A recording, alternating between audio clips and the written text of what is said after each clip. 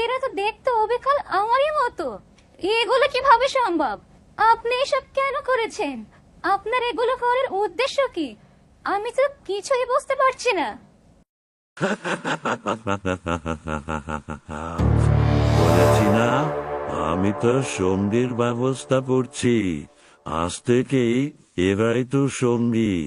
কারণ তোকে তো সারা জীবনে জঙ্গলে কলমি গাছ বয়েই থাকতে হবে, তাই না? তাই তোর জন্য আমি তো সঙ্গের ব্যবস্থা করলাম। চাই না আমার সঙ্গী। আপনি এক্ষুনি এদেরকে এখান থেকে সরিয়ে নিন বলছি। এক্ষুনি সরিয়ে নিন।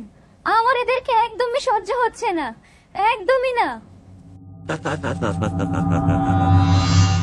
তোর যাওয়া না যাওয়াতে যে কিছুই যায় আসে না রে গুলমিলতা। এগুলো তো তুই আমাকে পড়তে বাধ্য করেছিস। কারণ তোকে এর আগে আমি যে মরণ বিষ দিয়ে মারতে চেয়েছি, তাতে কিছুই হয়নি। তাই তোকে আমি এইভাবে বাঁচিয়ে রেখে তিলে তিলে মারবো। আর তুইও দুঃখে দুঃখে শেষ হতে থাকবি। কিন্তু কেন? আমার ক্ষতি করে আপনার কি লাভ? আপনি কেন আমার পিছে লেগে আছেন? আপনার সাথে তো আমার কোনো শত্রুতা নেই।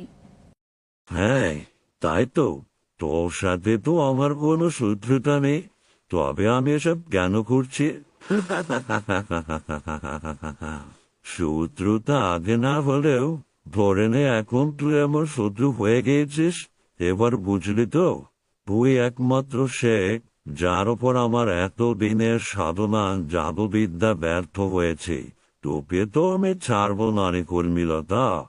তোর শেষ পরিণাম যে আমার হাতেই হতে হবে, আমি এটা দেখার অপেক্ষায় থাকবো।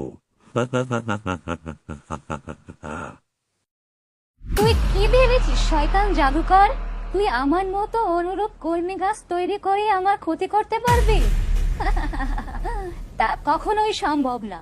তুই দেখে নিস, তুই আমার কিচ্ছু করতে পারবি না। আচ্ছা, তাই বুঝি?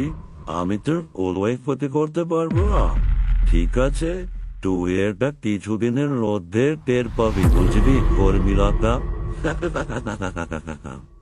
হ্যাঁ, ঠিকই বলেছি। তুই আমার কিচ্ছুই করতে